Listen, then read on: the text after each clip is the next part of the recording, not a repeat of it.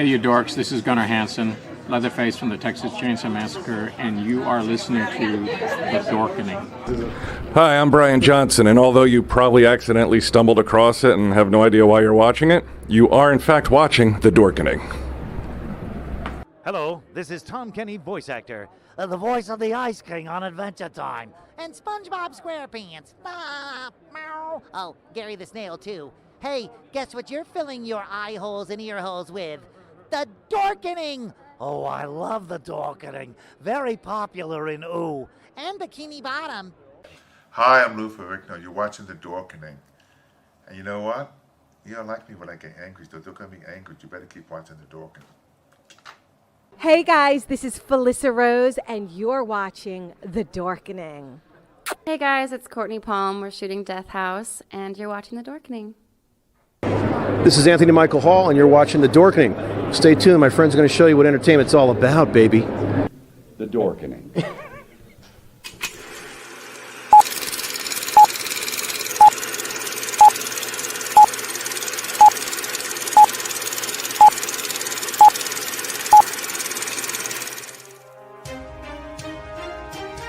The Dorkening and all affiliated shows are not intended for anyone under the age of 18.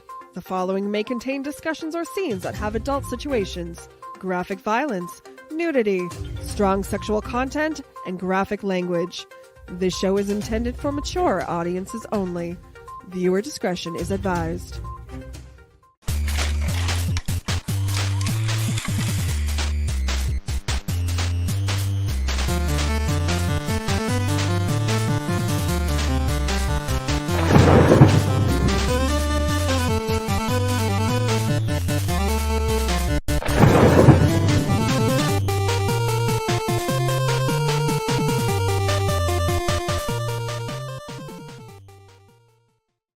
Rise and shine, my sinners. When Father Evil starts his day, he gets a little deadly.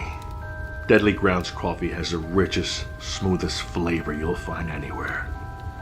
It's sinfully delicious. Once you go deadly, you never go back. Order yours at getdeadly.com. Coffee's so good, it's scary.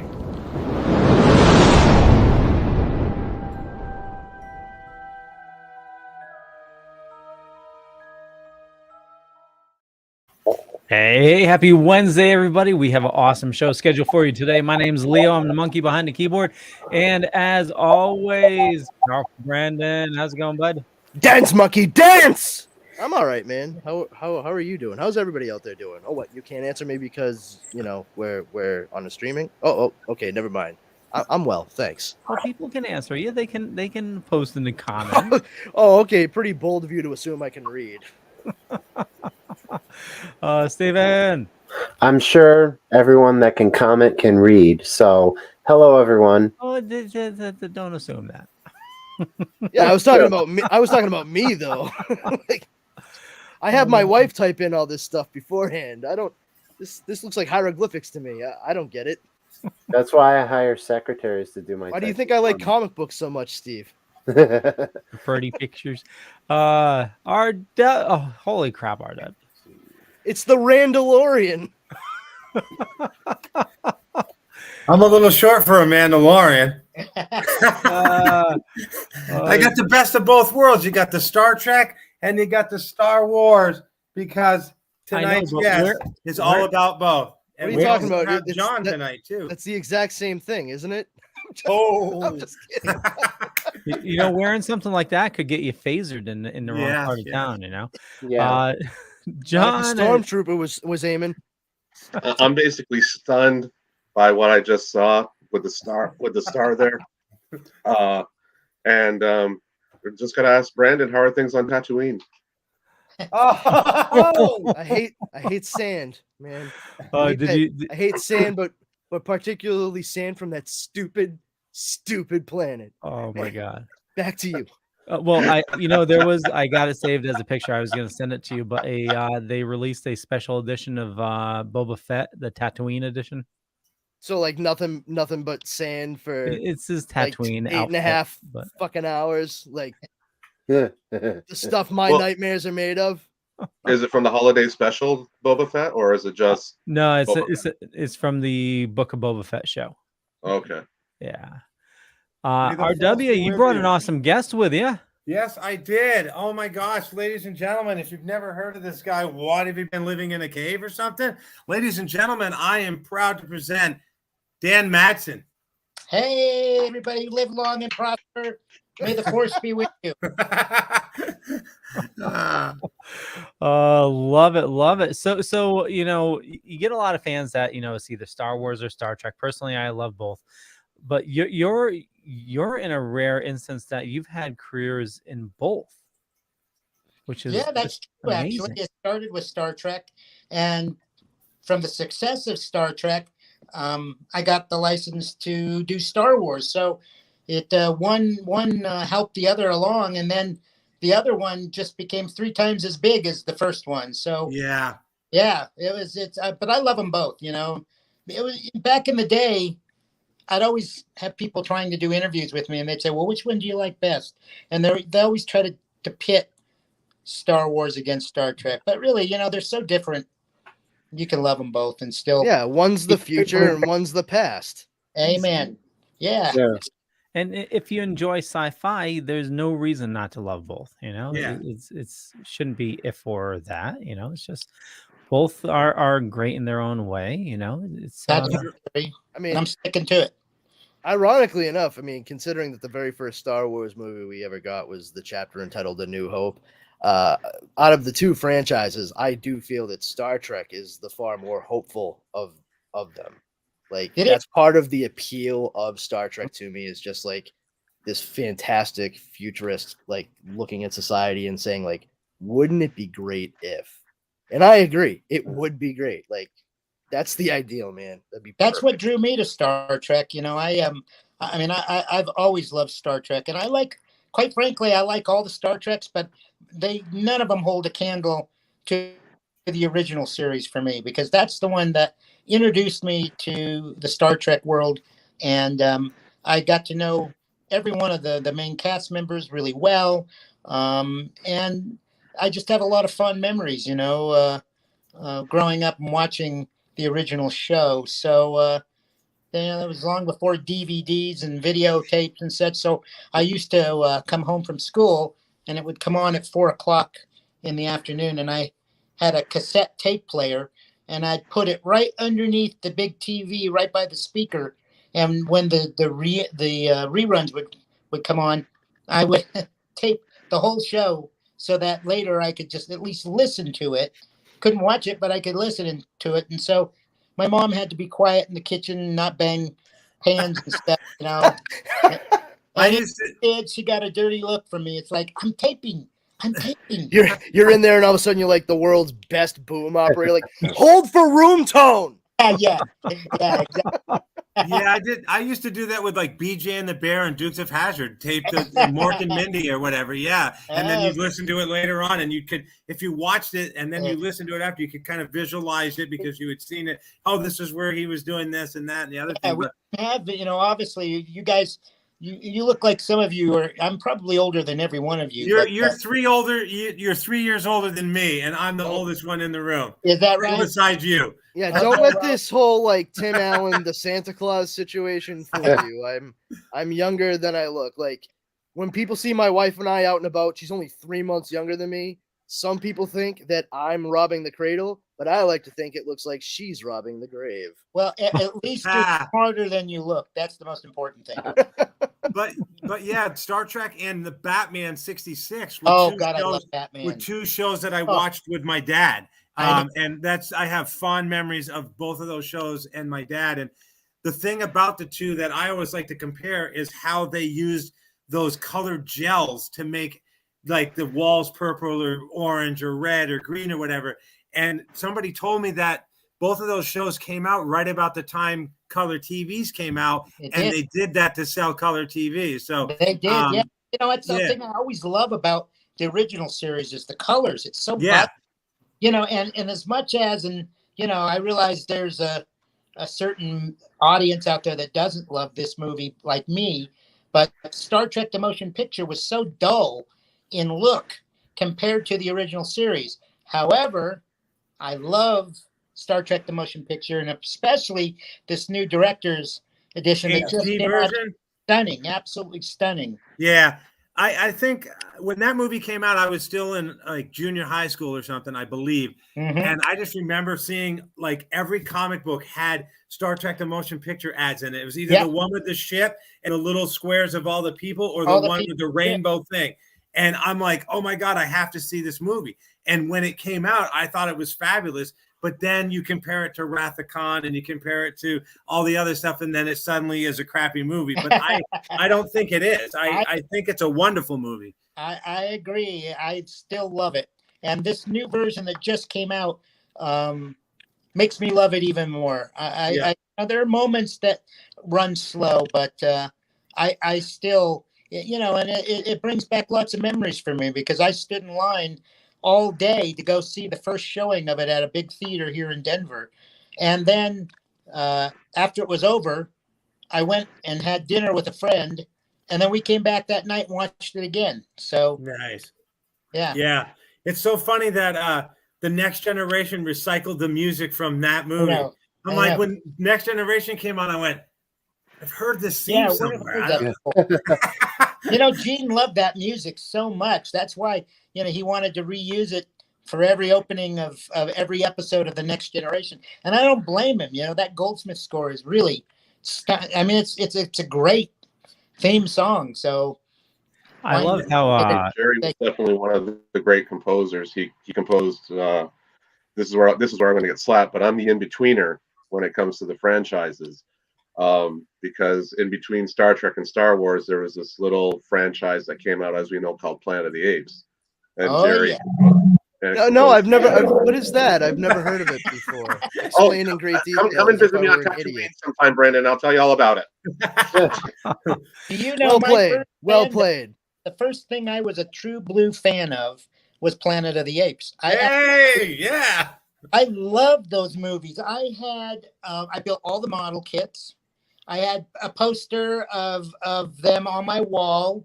And I also had a Super 8 projector, and I would go to Kmart, and they had, I don't know if you remember, they had these little square boxes of Super 8 movies and cartoons and stuff that usually they were in black and white. And I got every one of those so that I could play it on my Super 8 projector and watch little bits and pieces of each of the movies. But yeah, Planet of the Apes, man, that brings me back to, I have some great memories of having that be really, I guess you might say, my first fandom, because that came before Star Trek for me.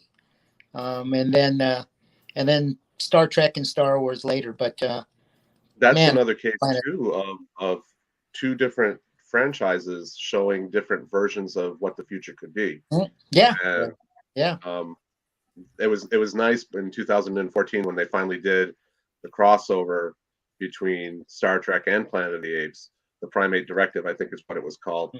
And what they did was essentially rebooted a private little war for this comic crossover. But if you're fans of both franchises, it was enjoyable. And I agree. So I was laughed out of a comic book store when I made the comment that they should do a Planet of the Apes and Star Trek crossover. And this was back in late 89, early 90. I was laughed out of a comic book store when I mentioned it.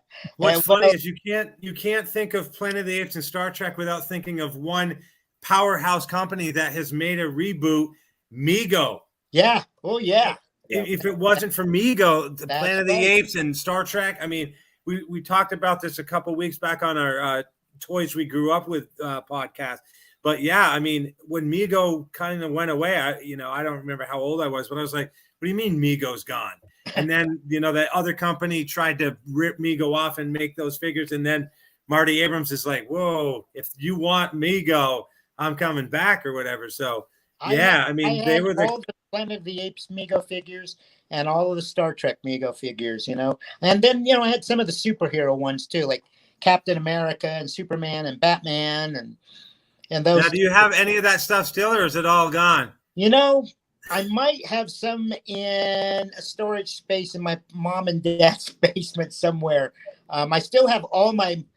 That's another thing I loved back in the day was the all the Universal monsters, Frankenstein, the Wolf. Oh yeah. And I had all the model kits. I built every one of them. Godzilla, Awesome. King Kong. I don't know if you guys remember those. I think it was AMT. Who was? I don't remember who the model company Aurora? was. It's, Aurora. Was It was it Aurora. Aurora? yeah. And I had all of the. I still have all of those. So they're somewhere in a box down in the basement. I mean, we're only 17 minutes in, and I'm so glad that we have you on this podcast right now. I'm actually really glad that you said something about the Star Trek Planet of the Apes like crossover thing there. That was a comic book, right, John? Is that what you said? Yeah. I'm gonna track it down because I Is actually that IDW? Yeah. Yes. Okay, because I recently purchased the Green Lantern Planet of the Apes crossover. There's I a haven't, Tarzan one too, I think. I haven't Oh read it yeah, yet. that's right. That's right. A Tarzan one. I didn't read that, but I saw it. Oh, all right, No. cool. Yeah, so that looks like something worth checking out. I can do like a Put it comic back up, double Johnny. feature for myself. Yeah, put it Enjoyable. I back. mean, it really is. John, hold it back. Hold it back up for a second. Because Leo will put it on. There you go. Yeah. Oh, there you go. Yeah. The Star Trek crossover with apes. Yeah, nice. Yeah. Thanks, Yeah. John. I'm gonna have to You're look welcome. for that. The only one that they didn't do that I was disappointed in was that they were hitting crossovers with Planet of the Apes for just about everybody. They didn't do a Doctor Who. Well, Planet yeah, of that's the Apes true. crossover. I think that could have had potential. Well, for- BBC is so like protective of that brand, especially since the failed pilot-ish dealie they did in the That could 90s. be. Well, BBC is not. They may not have wanted to work on something that tied their property in with another studio property, so that could also be the case. But I was just going to say, since we're talking about franchises we grew up with and loved, I would be remiss if I didn't mention Battlestar Galactica because Yeah, I was going to mention it. I loved the original series. I bought all the model kits, had pictures and posts. As you can see, my room changed. Yeah. As I went through different phases. You must remember how they made the Cylon ship that shot missiles, and then they had to make it again so it wouldn't shoot missiles. That's right. I remember. Yeah, so because kids were like stupid and were like, "Hey, let me shoot this down my throat," like, oh, I'm choking. Like, that's right. I forgot all about that until you just mentioned it. Now. That's right. I remember that now. Very, very interesting. Yeah, I grew up with a cursory knowledge of the original Battlestar Galactica. Like my dad was a dyed-in-the-wool like OG, like original geek. Mm-hmm. So I was exposed to a lot of this stuff, but not everything stuck. And when the reboot or whatever you want to call it, the new one came on Sci-Fi, it kind of like I had this like kind of sense memory thing go on. And I started to remember bits and pieces enough to navigate me at least through the start of the series, so I could identify the familiar aspects. But I gotta say, yeah, like my uncles had a bunch of those toys and stuff. They grew up; they were kids in the '70s and what have you. And my grandmother definitely wouldn't let me play with those alone because she was always worried I was going to get hurt. I don't remember why. But those ones my uncles kept. They gave me all the Star Wars ones, but they kept the Battlestar Galactica. Go figure. Oh, wow. Well, this is where I part ways with a lot of fans, especially Galactica fans, because I did not like the new series. And I know so many people that absolutely love it. The sci-fi series, I should say. I just, I like the classic with Starbuck being a guy and the Cylons looking like Cylons. Like, yeah, I mean, I watched like the first. I tried. Something. I mean, you gave it a shot, and that's, I mean, the best that anybody can really do. And you're not disparaging it. You're just saying like it wasn't your cup of tea, and that's a very important distinction to make. So there was the mini series first before it became like the actual series, and I watched that, and I couldn't invest. I was like, I can't. It's not. Don't forget. I've got a question for the group. I've got a question for the group. Who among us has seen the 2-part episode War of the Gods? For Galactica, you mean? Yes. Where Starbuck comes back, is that the one? Yeah. Yeah. No. In the second part, of course, trying to remember the name of Patrick McNeed's character. Baltar. No. Was it? Oh, No, Patrick. that was John Colicos. Not Baltar. Yes, Adama? No. No, that was Lorne Green. Okay. Yeah, I know who Patrick you're talking McNee. about, though. Yeah. Okay. Oh, Patrick taken- McNee. Yeah, he's pretty much leader.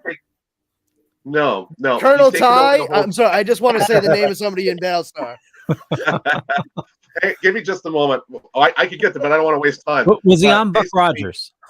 Oh, I was going to bring Buck Rogers up after, but yeah, you can't mention Battlestar without Buck Rogers. But I like. I feel like you could RW, but we're gonna anyway. You know, as a kid, I kept on confusing the two, Battlestar Galactica and Buck That's Rogers. fair, I think.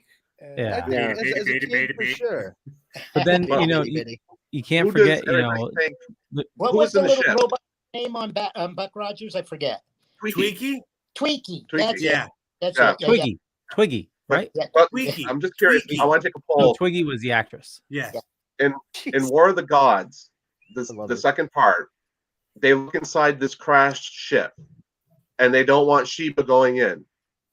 The rumor, the thing among Galactica fans for the last almost 45 years is that the crashed ship, the person inside the ship is Commander Kane. Oh, really? Yeah, Who's your- I didn't know. I wasn't sure if what everybody thought about that, because when you watch that episode, Starbuck and Apollo look in and they're like, they're literally frightened by what they've seen, and Sheba comes running and they're like, "No, don't go in. You don't want to see." Right. And Commander Kane was her father, right? Correct. Yeah. Wasn't that Lloyd Bridges? Yes, he was in the two-part episode. I believe it was called "The Living Legend." Yeah, that's right. It was. I recall that now. Yeah. I always liked the I hated, well, I didn't hate it, but they tried to do it, Galactica 1980, and it just didn't work. But there was the one that, wasn't it called The Return of Starbuck? Yeah, that's what I was. That was the last episode. Ended on a planet with a Cylon. Yeah. Yeah. That was, I mean, I really loved that. And it was kind of like the first time I felt like it was the Galactica that I loved. But, prior to that, watching Galactica in 1980, it was missing the pieces of the original show that I loved. And Right. No offense to Kent McCord and Barry Van Dyke. I mean, exactly. you Yeah. know, yeah, but you're right. It just didn't have what we wanted or whatever. And what's a shame is, and John and I talk about this all the time, and Leo and some of the other guys here, is you had a show like Battlestar Galactica that was freaking awesome, but it died. And then, now we've got the Mandalorian and we got the Book of Boba Fett. And it's like, why couldn't Battlestar Galactica and Buck Rogers and these shows lasted longer than they did? And I guess we just weren't ready for them or something. Or you're going up against All in the Family or MASH or something, and you can't survive, That's Go right. ahead, Steven. No, I was. Oh, I agreeing thought with you. Oh. No, I was just agreeing with you. Somebody said they were ahead of their time. Yeah.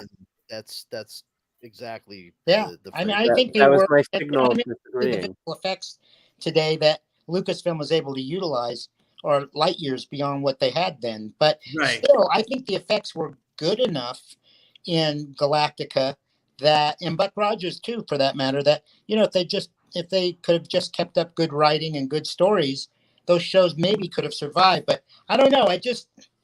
I remember being discouraged when I heard that Galactica was canceled. I was like, man, because that was like I don't know if it was on Sunday nights. I think it was Saturday or Sunday nights, but it was like I lived for the weekend just to get to Sunday night so I could watch a new episode of Galactica. And then they had their share of stupid episodes, like the one with the two androids. One was Fred Astaire, and the other one was Ray Bolger, I think.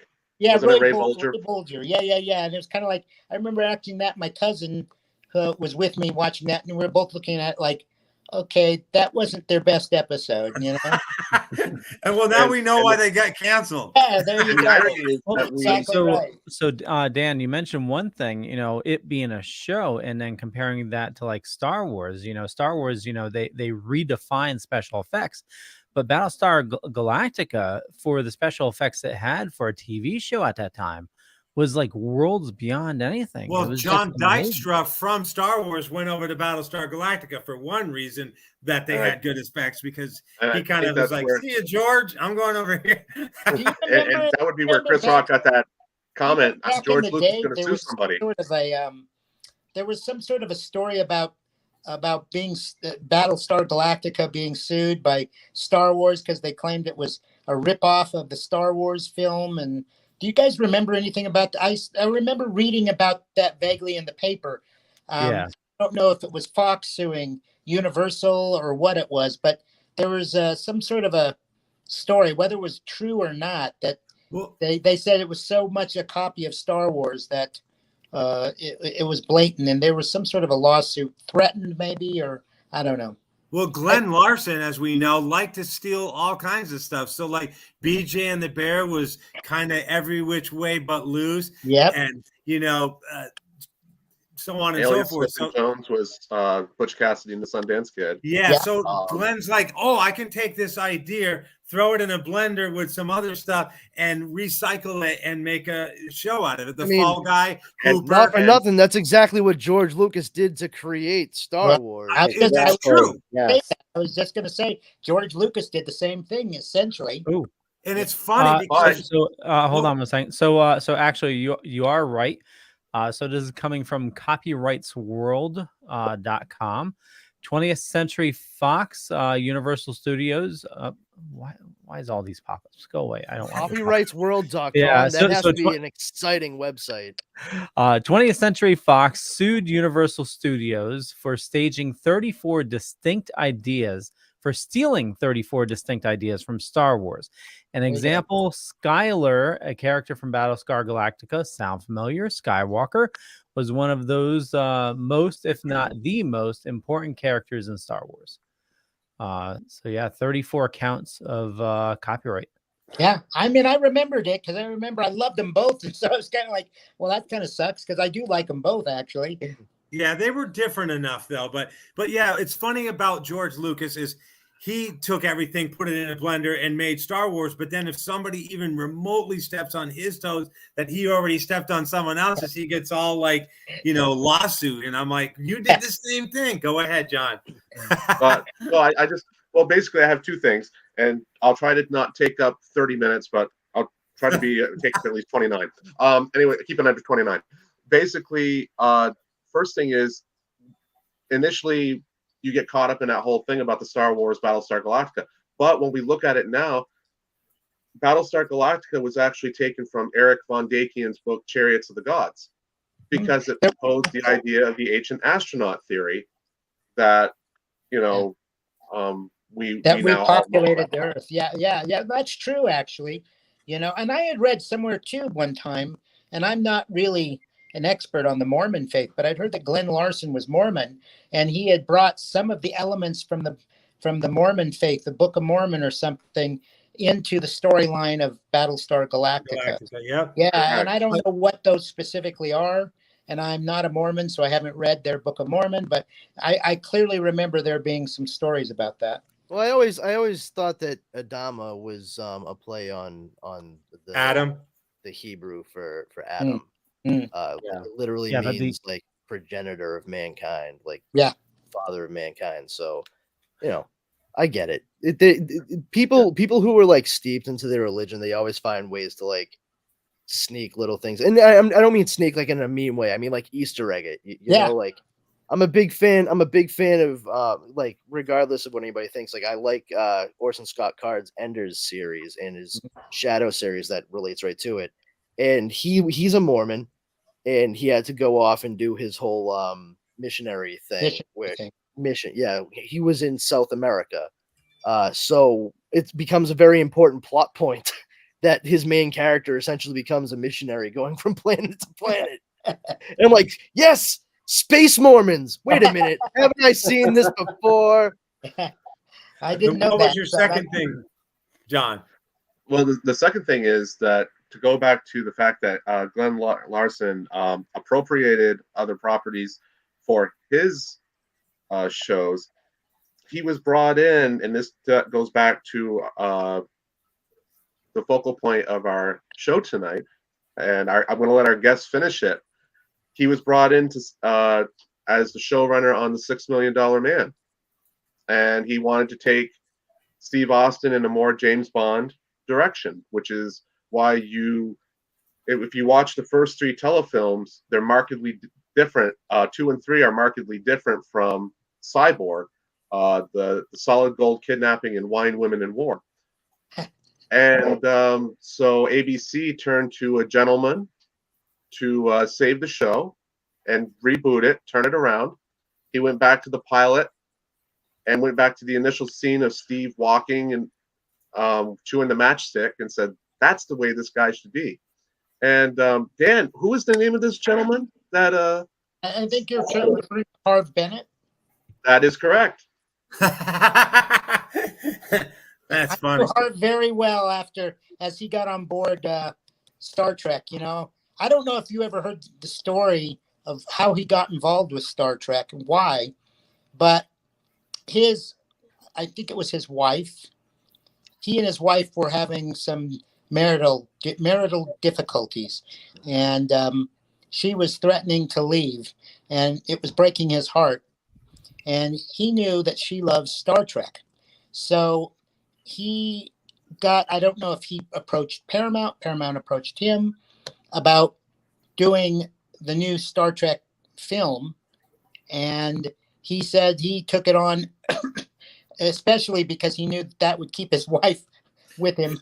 She wouldn't leave him if she knew he was working on Star Trek, and so apparently that saved his marriage. So, wow. Yeah, Oh, wow. but Hart was a great guy. When you were talking about recording Star Trek back in the day, did you by chance ever like record an episode of like The Trouble with Tribbles and then read along with the photo novel? Oh my God.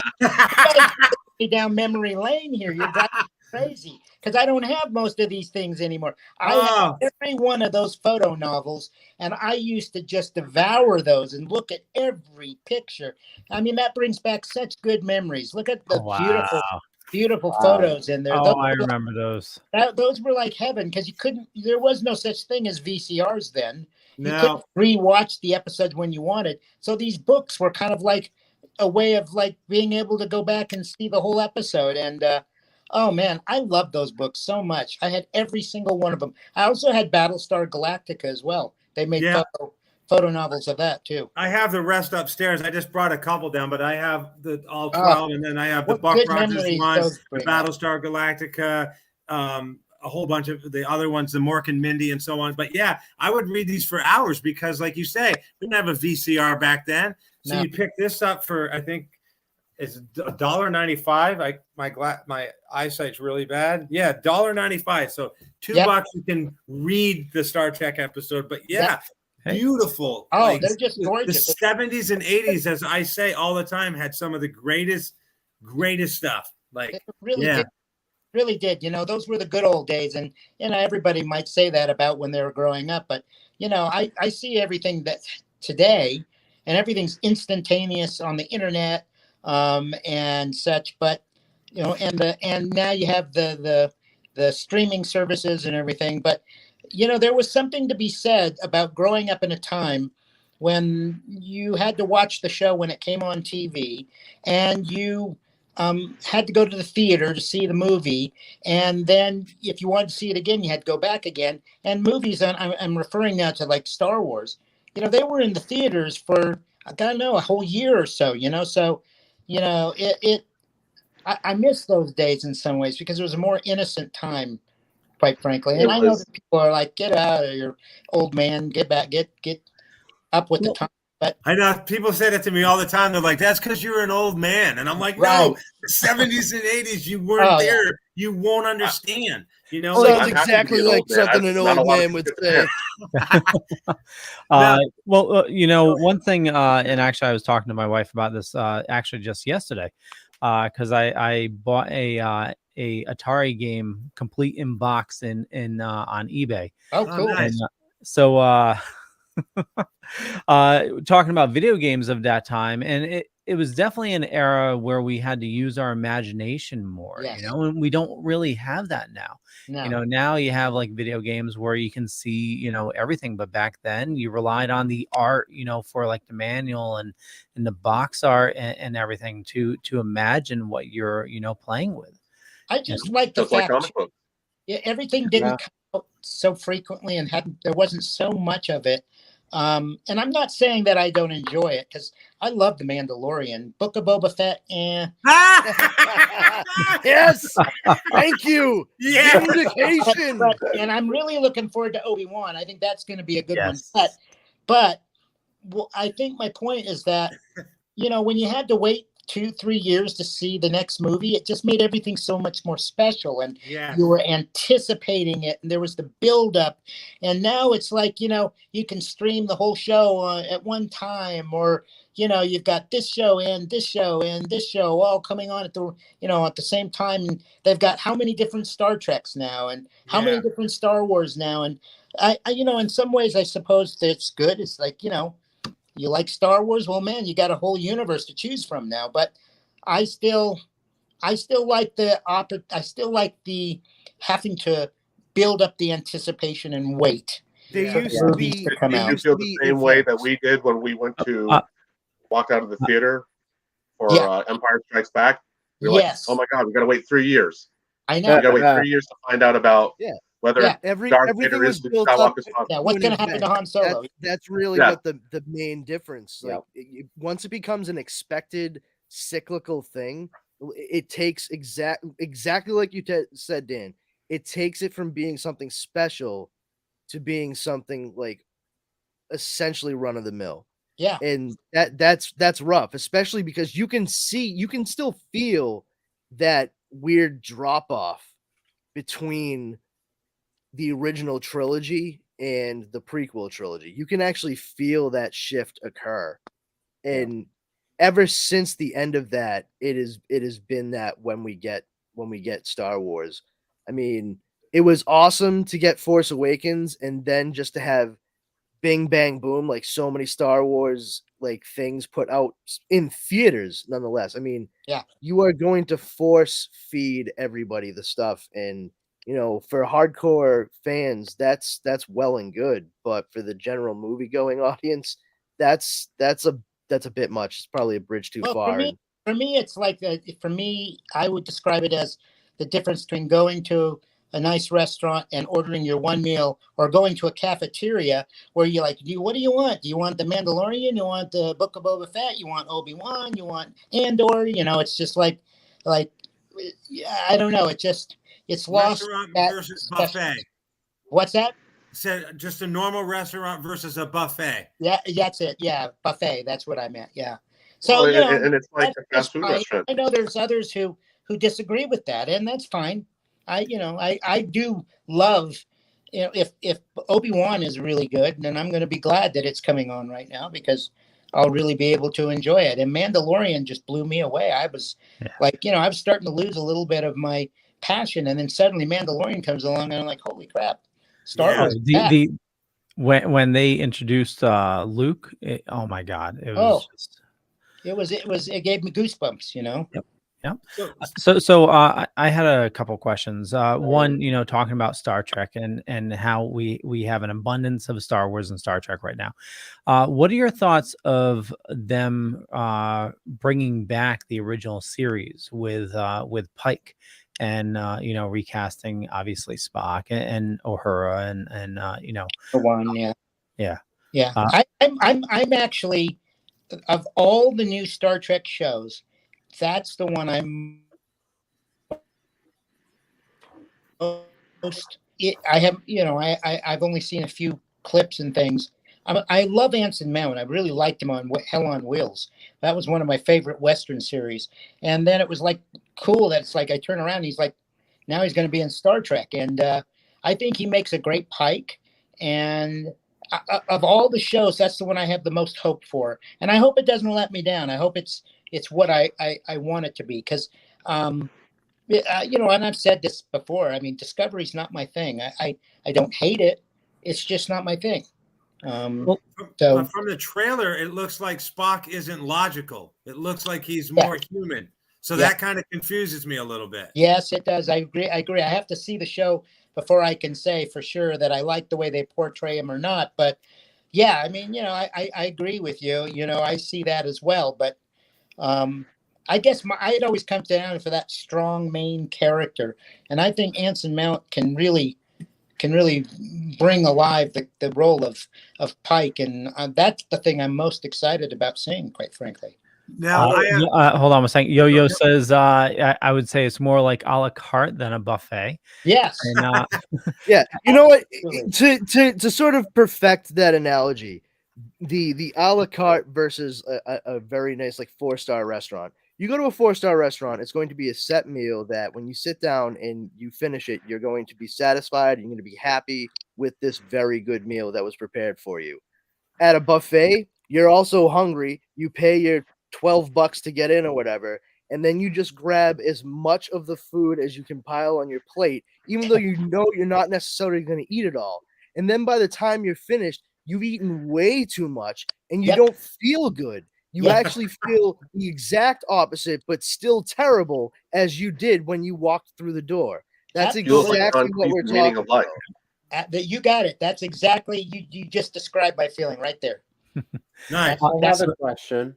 Well, hold on one second. I was also going to mention for Spock, they mentioned that he has worked on perfecting his portrayal of Spock, the actor. He's worked on his enunciations and whatnot. So it's going to be different from what we've seen in Discovery.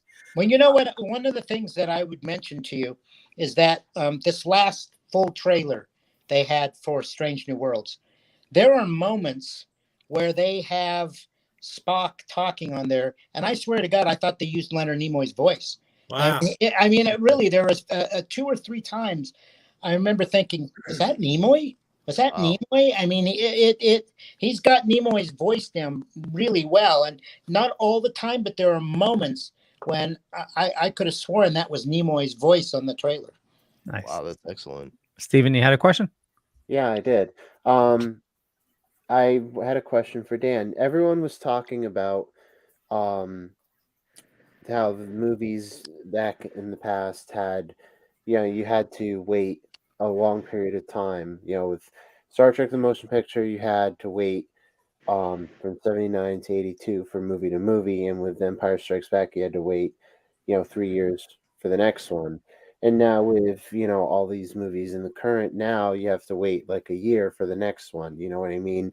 My question for you is, do you prefer waiting in the, back then, do you prefer waiting without social media, back then, or do you prefer, the shortened wait time with more social media awareness? Yeah, that's an interesting question, Steve, because I'll tell you, if you could take me back to Dan when I was 14, 15 years old, I would have been like, yeah, bring it on. I'll take more. All these different shows. Yeah, that would be awesome. And, I still go to conventions and walk into, Walmarts and Targets and stuff. And I see the quality of these action figures. And not that I didn't love the Mego, because I did, but I'm like, oh my God, I would have spent every dime of my allowance if they had those bags. It's like, where were the superhero movies when I was a kid? Where were all these amazingly sculpted action figures? I would have gone wild back then with that kind of stuff. But, there wasn't a lot of call for Red Brown Captain America action figures. No, they wanted the Hunter from the Future. These bigger figures, though, the ones like at the last TrekCon in Chicago, they premiered, and I don't remember the name of the company that did it, but, Sideshow does these same things, the larger, almost less figures. I mean, the likeness of them, they're amazing. Like sometimes you look at a close-up of the face and you think you're looking at the actor, not a sculpted figure of them. It's amazing to me. Impressive. Hey, Leo, there's we need to get Dan to Super Mega Fest. Oh yeah. Yeah. So there's a big con in it was Framingham, Mass, but they're moving it this year somewhere else or whatever. Oh, John's got one. Oh, the other way. There you go. Oh, con. Is that con? I think it's con. Yeah. Yeah, it's the Playmates. Yeah, Playmates. There you go. Yep. Yeah. I know. See, I mean, and I would have loved that stuff when I was younger, but as and now that I'm older and I look back at that, I kind of, reminisce about, the fun and the anticipation and the talking with my friends that were fans and such. But yeah, as a kid, if you'd given me what they have today, I probably would have been happy as a clam. Now, back to retro stuff and jogging your memory again. Did you, and this is in book form now, but I actually used to clip these out and put them in photo albums. But did you read this back in the day? Is that the comic strip? Yeah. Oh, gosh. Yes, I did. Oh, my Remember God. that? Every day there was one? Absolutely. Yep. Yeah. I do remember there's that. There's a 3-volume set out. Oh, that yes. Yep. Has yeah. I've seen all of that. them in it or whatever. But I used to clip them out every day and put them in a photo album. And then we stopped getting the newspaper. And then I tried to get the newspaper from the neighbors. And then it got way behind. So I was so thankful when those came out that I could at least be able to go back and reminisce. Then not my last question, but before I forget, because I have wicked ADHD, what did you think? John, you know what I'm going to say. So why don't you ask the question actually about go ahead. Oh, yeah. He was going to ask what you thought about the Star Trek Happy Meals when they first came out in 1960. Oh my God, that is not it at all. So somebody just did a 2-minute Star Trek the animated series. Did you get it?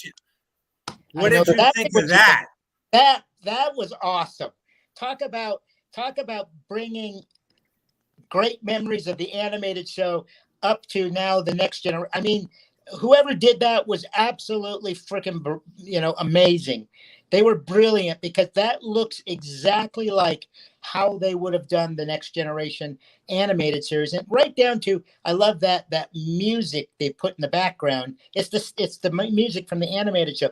And I was like, man, how cool was that? That's one of the coolest things I've seen in a very long time. Yeah, John told me about it, and I'm like, okay, let me go check this out. And it starts, and I went, oh my, and then and I was like, oh my God, like, who did this? Like, I mean, we talked about Filmation on another show, and it was just, I think, as far as cartoons and shows go, Filmation really had it going on. And, the Planet of the Apes, Tarzan, Star Trek.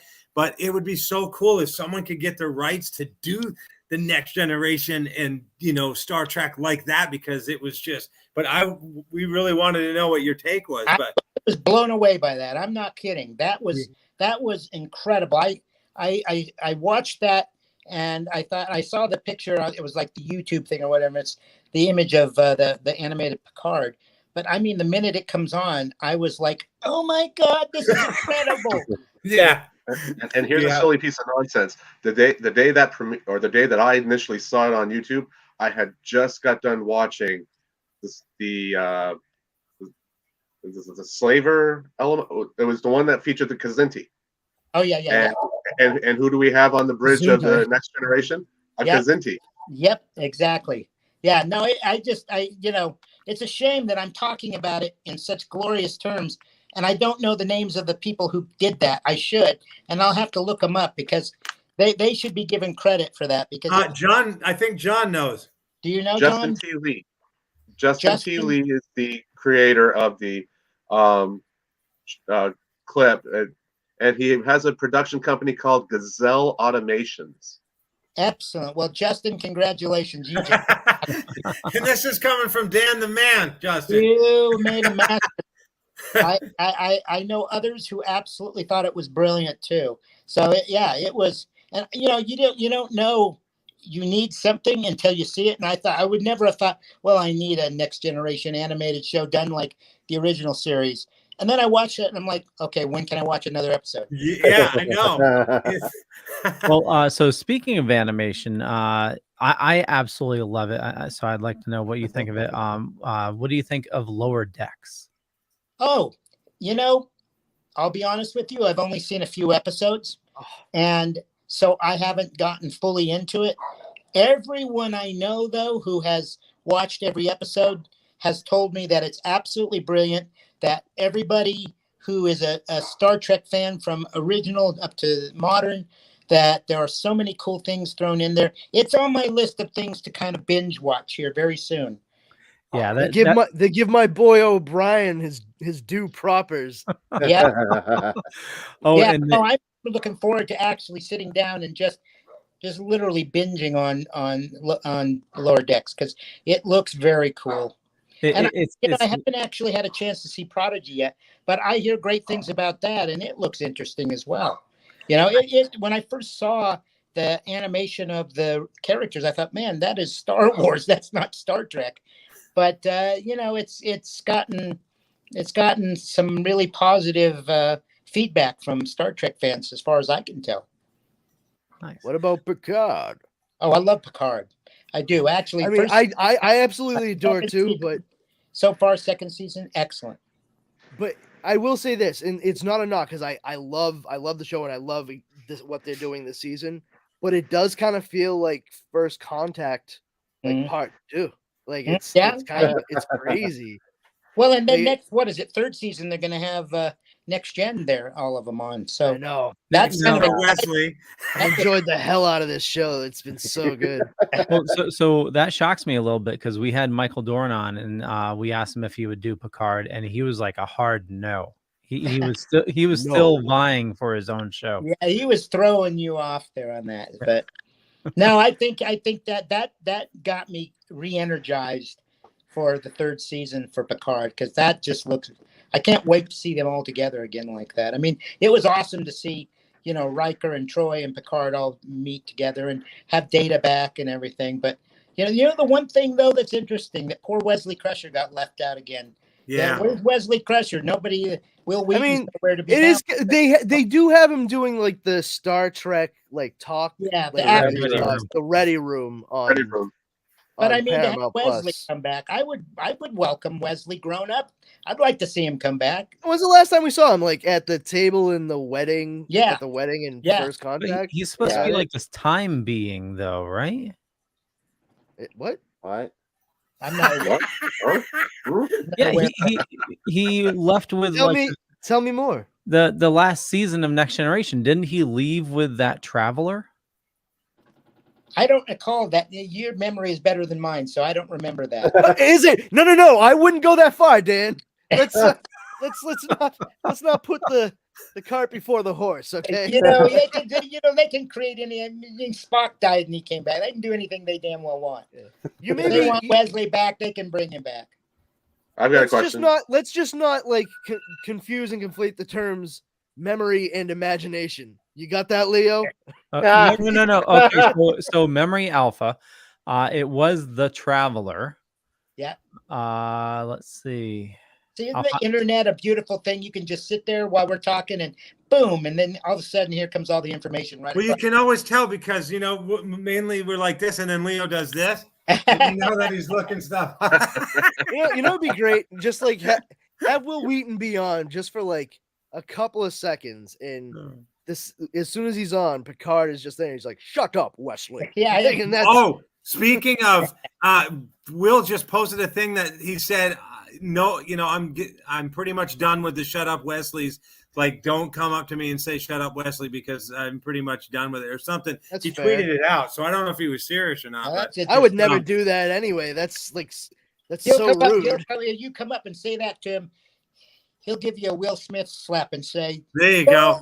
Put those words in your mouth again." Oh my God! When I met Will, I was at a con and I was Beavis, and I had my shirt up over my head, and I was way away from his table, and I go, "I am the great Cornholio. Keep it from my bunghole." And freaking Will was signing an autograph and literally looked at me with like he was laughing so hard. So then I got in his line and met him. He's like, "Dude, I've never seen anybody do that or whatever." So I made him laugh, but great guy. Yeah, I think John had a question while Leo was looking that up. It's a silly nonsense question, Dan, because I want to know if my memory is playing tricks on me.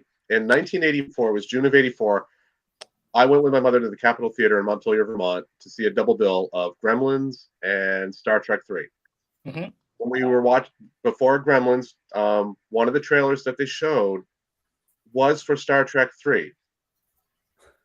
Now it starts with cloud, like a ship is descending into Genesis, and then at the end of the trailer, you see the visage of Spock's face. Did I remember seeing that correctly? Because Yeah, I can't find that. I can't find that trailer anywhere on social media. I actually know someone who has that trailer. Wow. Yeah. Okay. Yeah. So you're not forgetting. I mean, you're not imagining it. It did happen. Was It that didn't the go initial out teaser widely, trailer though. for it? What's that?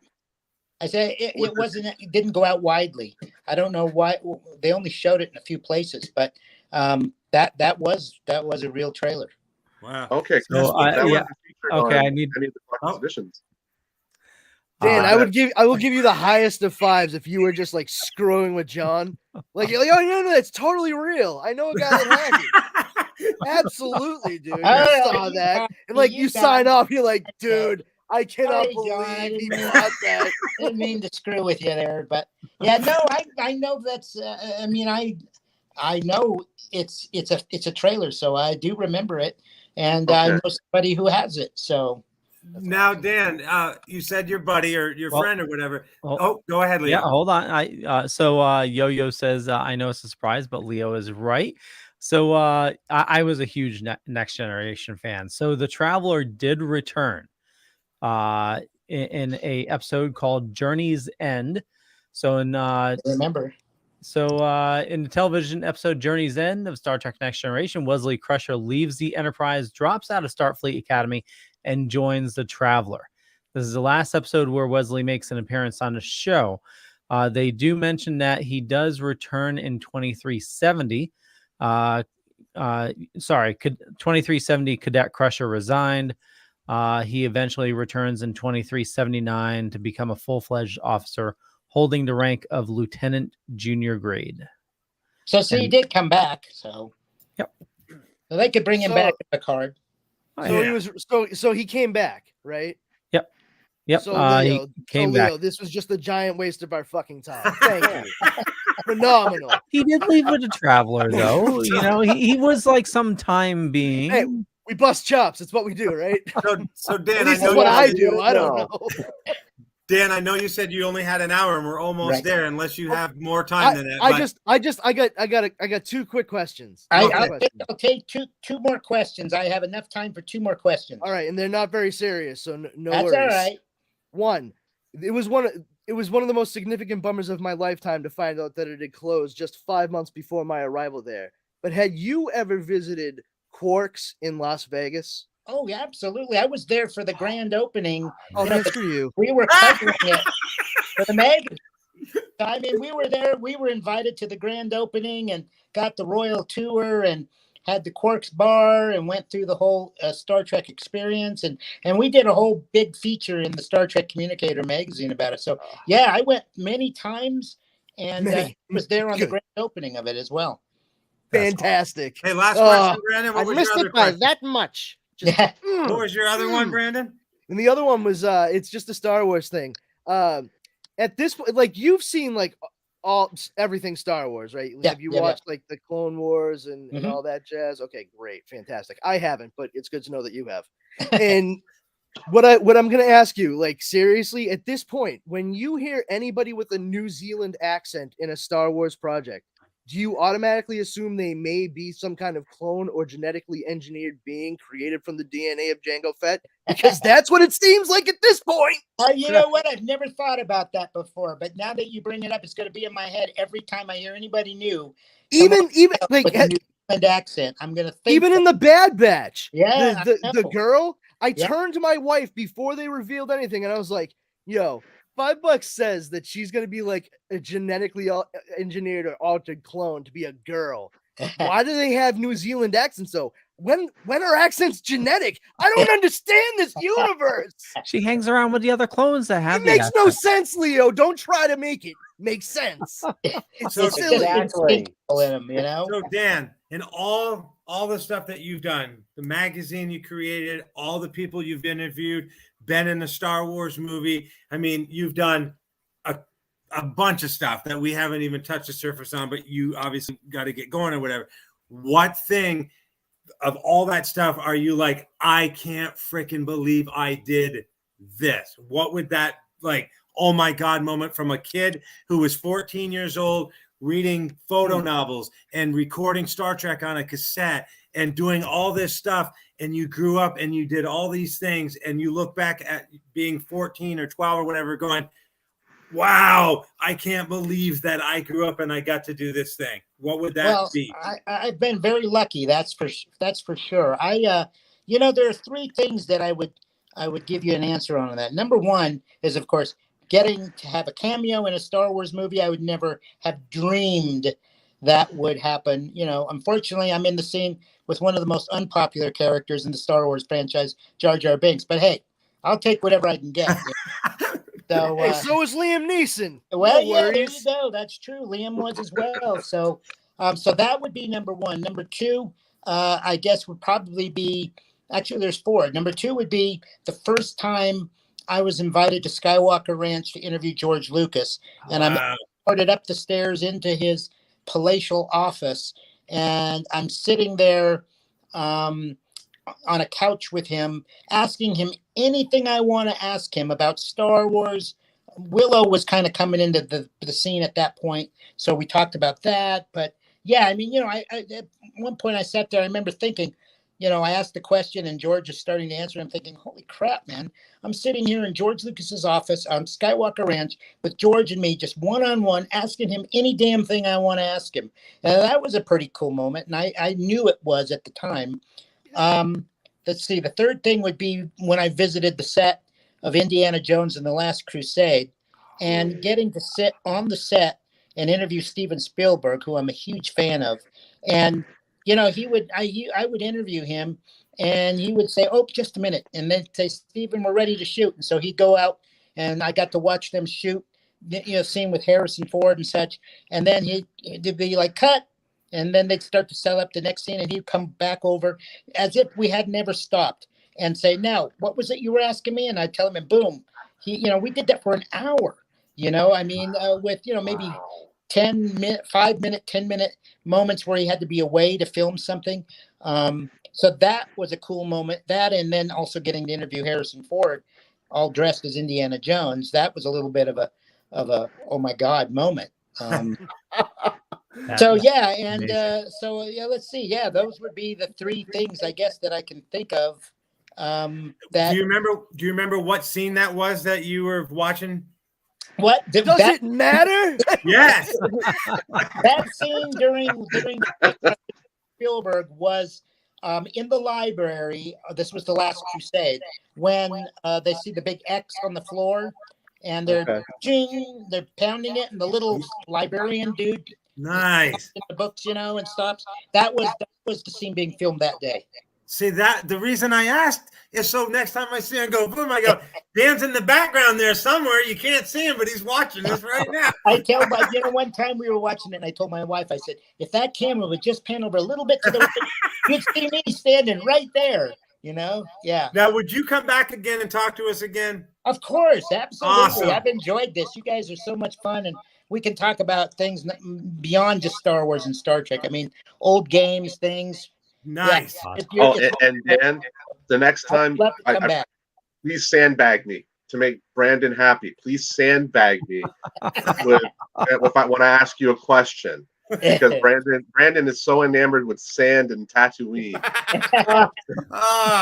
If I never ever see Tatooine in a Star Wars project again, it will still be way too friggin' soon. Okay, Brandon, I know Dan's got a galaxy of populated planets throughout that entire universe. Hey, Brandon. And we keep going back to Sand Central. Hey, Dan, don't get it. Brandon, I know Dan has to leave, but I got to ask him.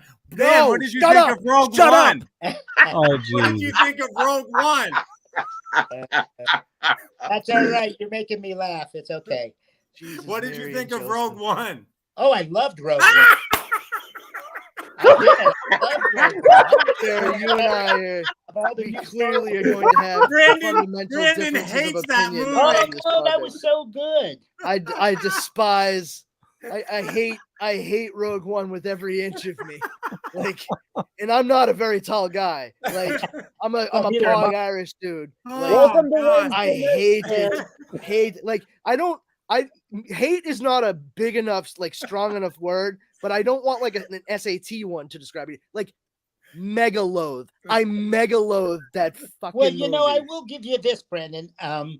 Even though I love that movie, the new shows that I'm least interested in seeing is the what's the one Andor.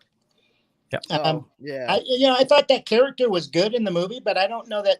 I thought, wow, they ought to do a whole TV show about that. Man, I wish we could get more of this guy. Yeah. Let's make a show about where everybody died. I was like, really? A show about him?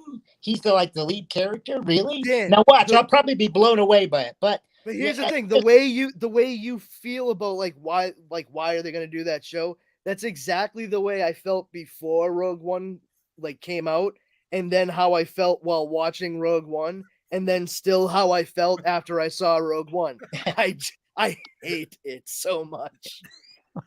I think it's great that you like it. I don't knock these guys for liking it. I just have no problem stating how and why I hate it. That's all. I will scream it from the mountaintops because these guys will tell you I certainly have no problem screaming it into a microphone. Now I have a friend. I don't know if you know him. His name's Chris Mock out of Chicago. He does a podcast called Mocktails from the Cantina. And Chris is a diehard Star Wars fan. And he will sit there and argue with you, Brandon, through an entire show about why Rogue One is the absolute best Star Wars movie ever made. He's seen the other Star Wars movies, yes, though, right? Yeah. Like I feel like I need to ask that question. Well, you know, one of those debate shows where you guys go back and forth. You know, one hates it, the other loves it. And I mean, he's in Jersey. Is that what you know, He's in Chicago. Illinois. Debate him, all right, good. There's enough space between us then. That's good. I'll get him in touch with you guys because I guarantee he'll like. Yeah. Oh, have the Boston Irish guy get all angry and start dropping his ahs and G's in every word. Let me tell you all about why Rogue One's the best. Dan, if he can make that introduction, that'd be awesome. And I will do it. I know you need to go. Absolute pleasure, sir. We love talking with you. We'd love to have you back. And you said you were back. If you want me back, I'll be back. Awesome. That's awesome. And even though you were in a scene with Jar Jar, we all know he's secretly a Sith, so everything's good. One of these days, Jar Jar is gonna get his moment, and fans are gonna see a whole different Jar Jar from what they think of him now, and he's gonna be like the most powerful Jedi in the universe, Dark Jedi, or whatever you want to call him. I don't know. Well, that's what all the new series that are. would be a sight. So, Dan, where do you like people interacting with you on social media? They can reach me on Twitter. I'm at the Dan Madsen. On Instagram, I'm at Madsen8973, and on Facebook, I'm under Dan Madsen Official. And I post to all three of those quite often. So lots of memories about things that I've done over the course of my career, and news that's hitting, and commentary and all kinds of stuff. So yeah, that's where people can find me: Instagram, Twitter, and Facebook. Awesome. And I got all those links in the show notes, so just check them up above or down below, depending on where you're watching or listening to us. Steven. You can follow my podcast, Super Retro Throwback Reviews, on the Dorkening Podcast Network and all major podcast distributors. And you can follow Super Retro Throwback Reviews on Facebook, Twitter, and Instagram. I am here every Wednesday on the Dorkening, and you can watch me get bullied by every single person in the room, minus Dan. Dan, it was a pleasure meeting you. You too, Steve. Also, we've been nominated in our local paper on May 15th. Hit the vote button on our local paper's website, and let's bring an award home finally for our multi-award nominated podcast. Yeah. And you got to list it. It's the Day paper, New London Day. So theday.com. Theday.com. John. You can find me on Facebook as part of R.W. Martin's Where Our Past Comes Alive, where we post little things having to do with the past to keep it alive. Today we actually posted something regarding the 30th anniversary of the Freddie Mercury tribute concert for AIDS awareness. Cool. Awesome. RW. I just want to say, before I say anything, Dan, thank you. Seriously, this was so much fun, and I hope we can do this again. Thank you for agreeing to come on and share your experiences. But you can just find me here at officialrwmartin.com. There's links at the bottom for Cameo and Facebook and Tenor and Instagram and TikTok and all that stuff. But seriously, Dan, thank you so much. This was so much fun. Thank you, RW. Brandon. Hey everybody, you can please check out the Powers Combined group on Facebook. It's a group for geeks of comics, movies, television shows, whatever. Just share jokes, memes, info. Our number one rule there is don't be a jerk. If you violate that, you will be booted immediately. You can follow me on Instagram at this Brandon Has Powers and on Twitter at Brandon's Powers. You'll see me here just about every Wednesday on the Dorkening Podcast Network show. And keep an eye and ear out for 2 podcasts that will be premiering soon. One is The Dork Night, covering all things Batman with myself, Leo Pond, and Justin Cooper. Cooper, as well as Comics Paradox, same 3 gentlemen, where we talk about alternate reality tales from Marvel, DC, and the like, just like What Ifs and Elseworlds. So, yeah, check it out. Okay. And I have to apologize. Yo, I didn't see you in the back there. Hey! And he's on mute! Yeah, I muted myself because I actually ended up having to answer a phone call while I was hanging out. I'm just admiring the conversation. Which I enjoyed. Well, that's why I was sending messages in the chat. Tell you what, Dan, we'll let you go. Thank you so much. Seriously, Dan, thank you. Let's do this again. Yes. Oh, absolutely. Thank you Thank so you, much. Dan. Thanks a lot, Dan. Pleasure to have met you. Thank you, Dan. Bye. Bye. And I'm sorry I didn't see you in the back there. How is everything? It's good. How long was he waiting there? Hold on, I need to know this. How long were you hanging back? For most of the show. Oh no. Leo, you suck. What the hell? It's all good. I enjoyed I got to listen and I got to interact in the chat. It's all good. So the problem was I had my screen smaller and we're still live. Oh yeah, we're still live. Yeah. He got bumped to the second row, so I didn't see the second row. So I apologize. It's all good. Honestly, I just assumed that you did because you guys had already started talking. You didn't want to throw a 7th person on there. So I was just okay, I'll just watch for one. Well, now that you hear, more the merrier. Yeah. I'm sure everybody we got since we started a little early, we got a couple more minutes just to catch up on everything dorky that's been happening. I know Moon Knight, the Batman's on HBO. What are you watching? I was watching Moon Knight. I did not watch the new episode yet because I just got home not too long before I jumped on. So fair enough. Oh, did everybody else watch it? I did. Moon Knight? No. Holy, not spoiling it, but that's a mind fuck. Steve, did you? I still have to watch the episode. So me and you, Leo. Yeah. Cool. Lively conversation. Yeah. Just talking vague generalities. So you sometimes that's fun. You remember when he did that thing? Oh my god! And then she did that thing. Oh, but I did not expect that thing to happen when the both of them did that thing away from one another. And what they said at the end? Oh my god! Shit, dude! And that thing rocking in the room. Oh, I mean, and when the thing fell and broke, game over. I knew it. So I have something for you guys. So. Is it 2 middle fingers, Steve? Because that's appropriate. Well, you guys mess with me that they'll be coming, but anyway, so I don't know if you guys heard this today. There was someone got arrested again.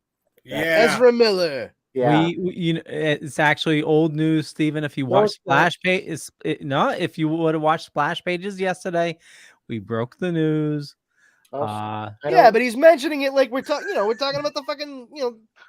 I got a bust on him. He's covering bases here. There you go.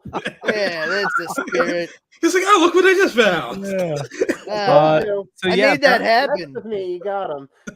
Apparently, he threw a chair at a woman, and she got a gash in her head. This dude. Would you rather I talk about that or the stock in Disney plummeting? We don't have to talk about either for too long if we don't really want to. We I mean, could mention that Netflix. Yeah. Oh Yes. my god. Yeah. What?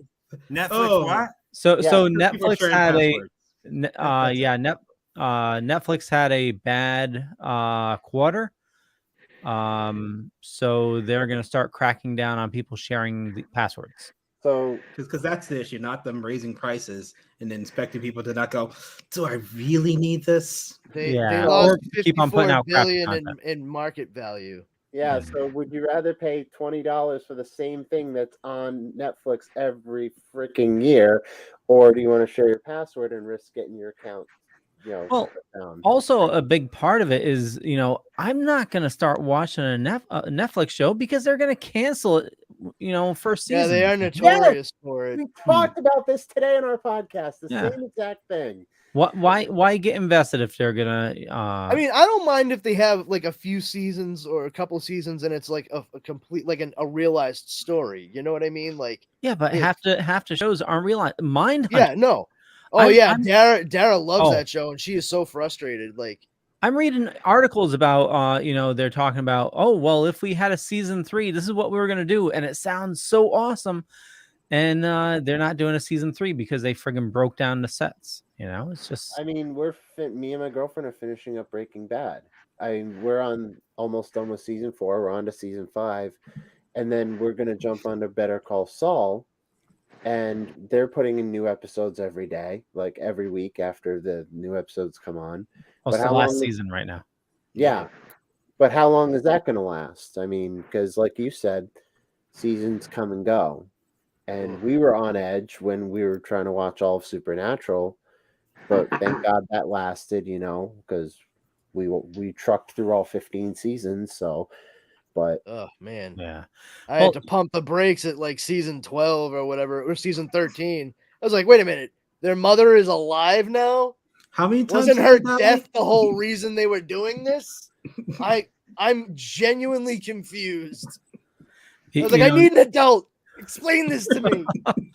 Netflix is just going to bury themselves, Yeah. with the onslaught of so much crappy content. They do have awesome content, but the amount of crap overwhelms the good.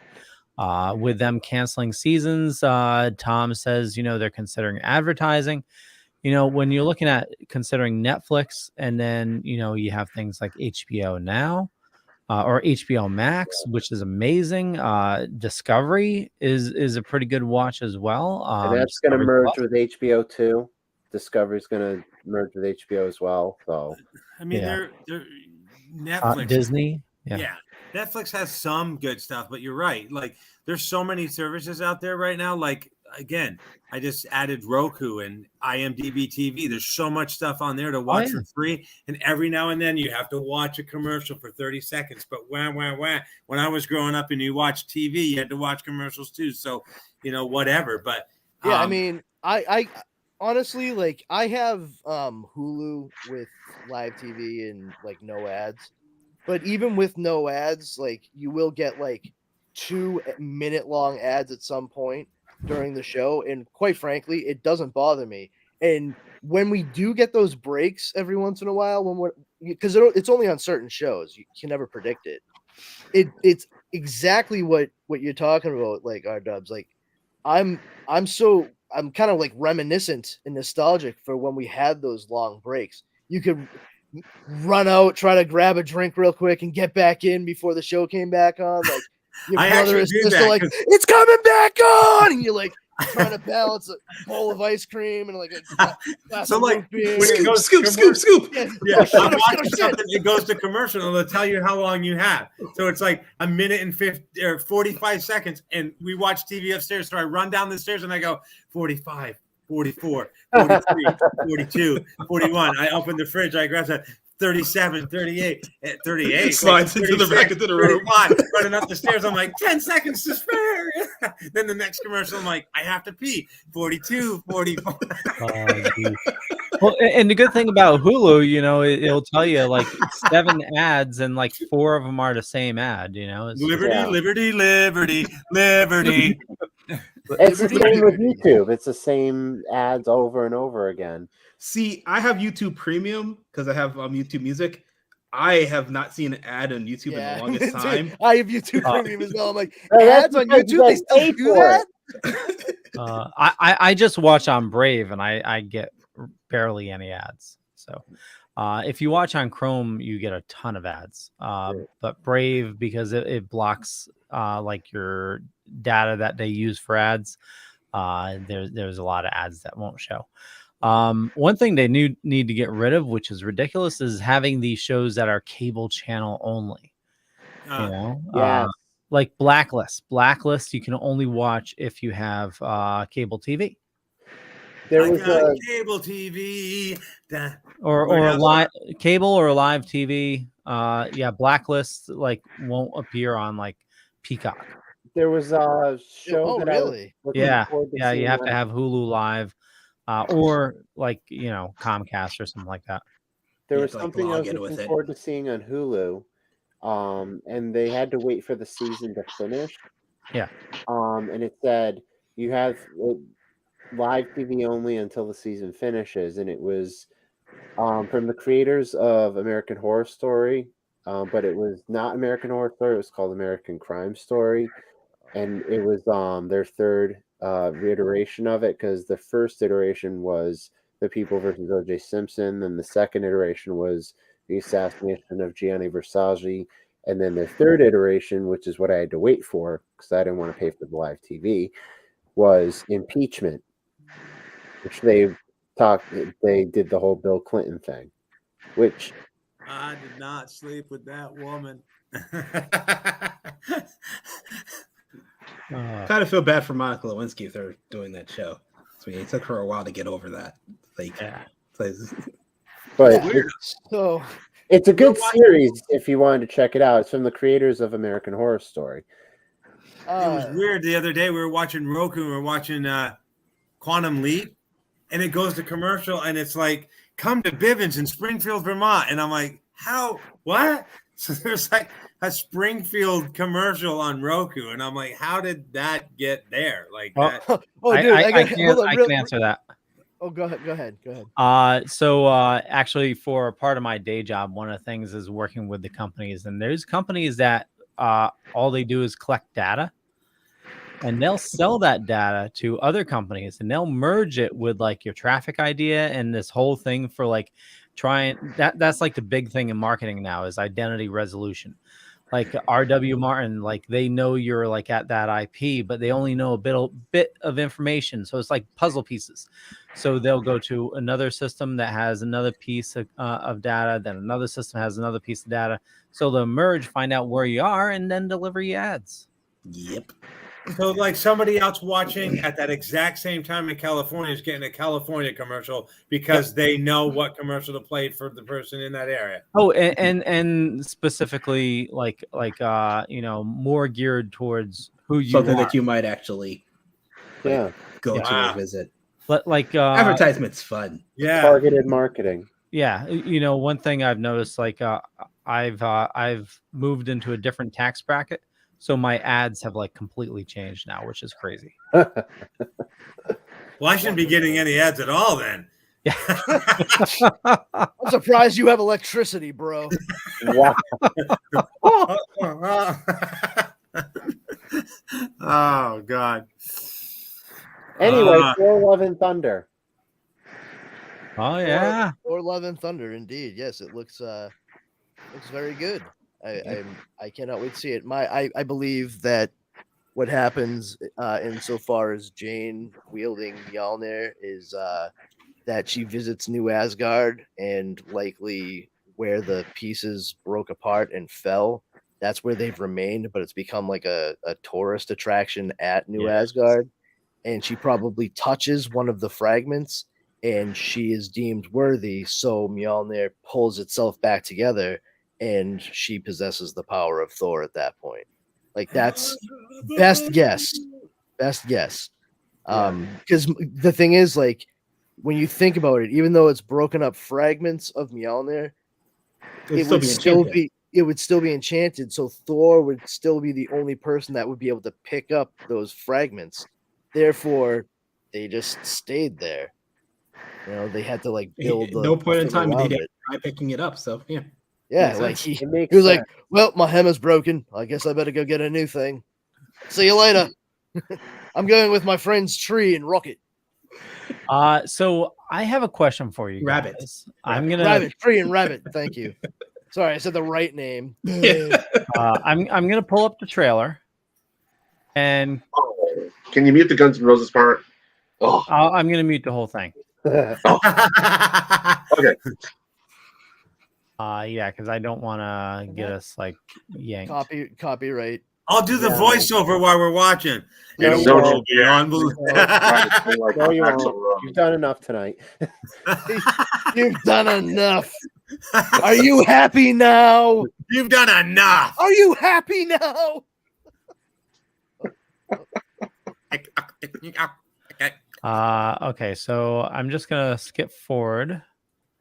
Oh, this scene here, Yes. taken directly from the comics. Yes, I know. Yeah, I have the images from last night. Yeah, so that's that. And that's the comic. Wow. Yeah. Okay, so the end here. Why does he look like Brad Pitt? Because he is Brad Pitt. Okay, the very last scene when she comes into place. You see all the partying in the background? Does that look like partying to you? Because That looks like a fight to me. Looks like but- looting in a riot to me. Well, yeah, it's a lot of stuff happening in the You background. know what Leo considers a There's party? like fucking cars abandoned all around them, and Yeah, but cars not really. I fucking mean, drum with fire roaring out of it. oh Just yeah, in the distance, fighting like, as well. Fighting as well. the fucking But house That is is a- on fire, bro. That's a normal Saturday night for Leo. It's like, What the fuck kind of parties are you getting up to in Connecticut, man? okay, so does Holy that remind shit. you of anything? Leo's like, that reminds me of 3 weeks When ago. Captain America got me on there in Endgame. It reminds me of the party Thor in What If. Yes. Like at the end, like everybody's like, fighting and like hell's breaking loose. Kind of. We'll let it play again.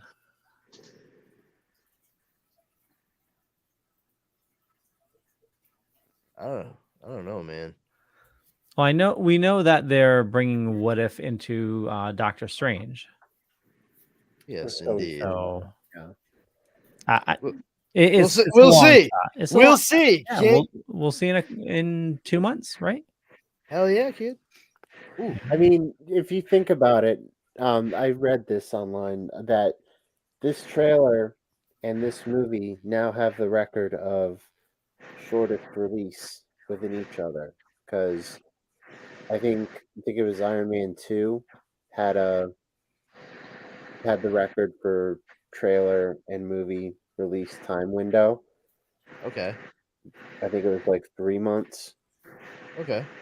or 2.5 months. But now, So they're not really giving themselves a lot of leeway in the marketing department when it comes to that. no, because usually, At this point, I mean, the Marvel Studios brand kind of sells itself. Yeah. yeah, I mean, I thank you, Leo. Oh, you're welcome, Brandon. Thank you for finishing my sentence for me. I think it's just the anticipation. Leo of and all- I are so in sync. We always finish each other's sandwiches. God damn it, Leo!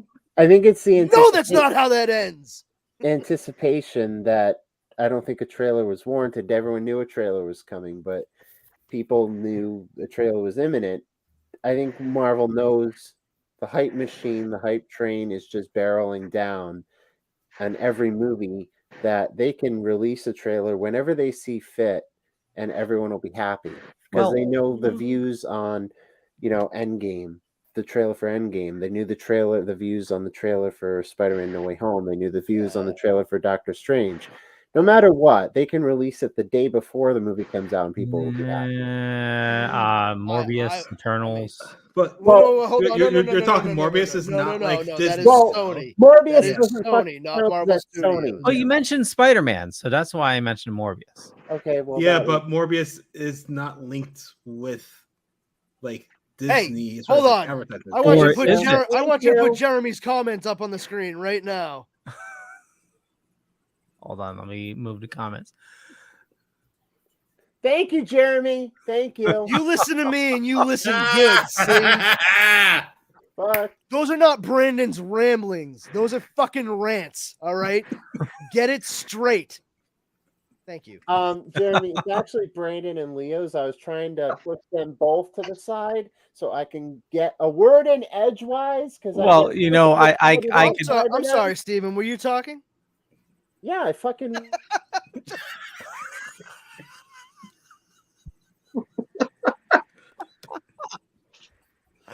Steven, just say Rogue One, he'll stop talking. Just tell Leo Oh, Reddit man. sucks and tell him about Mephisto, and then he'll shut up too. I swear to God. Does anybody think? Is it a Connecticut thing? Is it a Connecticut thing? Damn it! It is Mephisto. I swear to on everything that is holy. All right, it's Mephisto. Mephisto. Not Mephisto. It's short for Mephistopheles. Mephisto. I don't understand why. Like, whenever you say it, my head is just like, it sounds like there's two E's in the middle of that fucking word. Now, why are we talking about Mephisto right now? I thought Steve was saying something. Because Leo's a fucking hard on for Mephisto for some reason. I'll end you. It's a thing going back to WandaVision and shit. Like, everybody was just constantly saying that the bad guy was going to be revealed. Bumblebee Tuna. And yeah, so like it became like a meme basically, and that's what we all goof off saying every single time there's a new Marvel project. Yeah, it's Mephisto. How is Sam actually going to become the new Captain America though? Mephisto. Watch him just randomly show up at some point though. He's gonna walk in the background. That's all that's gonna happen. Well, you know, I was watching one of those. I would love to see him just be like a fucking 7 foot tall, red, like long tongued devil looking like just fucking yellow visor across his eyes for some inexplicable reason. With Doctor and just straight up be like, holy shit, that's a straight up comic book accurate Mephisto. And it's both horrifying and hilarious simultaneously. I mean, with Doctor Strange, there was an article I read about having endgame levels of surprises. Who knows? He might show up. In one of the breakdown videos, it was showing how you see the twins in one scene, and then in the other you see Scarlet Witch with two demons.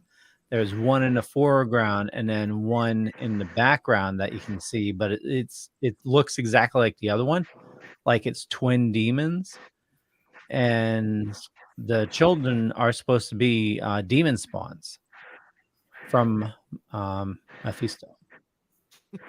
Sounds like my two grandchildren. They're demon swans too. Those little demon swans. Leo. Yeah. Full screen. Spider-Man Across the Universe delayed to June 2nd, 2023. Part 2 pushed back to March 29th, 2024. According to Deadline. All right, well, more reasons to live till that year, guys. So there you go. You found it. You found your reason to stick around. I don't know. Like, that doesn't exactly like womp womp for me. I'm like, okay, that's cool. I like the animated movie. I'd rather it be like good. Yeah, like, so exactly. Take your time. Exactly, Yo-Yo. Exactly. Like, you do you, guys. We're here when you're ready. Maybe they'll get around to releasing the Nicholas Hammond television series by that time on DVD. Because I break a piece of news doesn't mean you guys have to trash me on it. I'm just we're not trashing you. We're not trashing you. Oh, okay. No one's trashing you, bro. No. We're just saying that's not a bad thing. Okay, but why the fuck is RW mocking me then? What? No, I'm not mocking you. He's been like that for like the last like 10 minutes, honestly. Oh, okay. No Jeremy's comment. Yeah.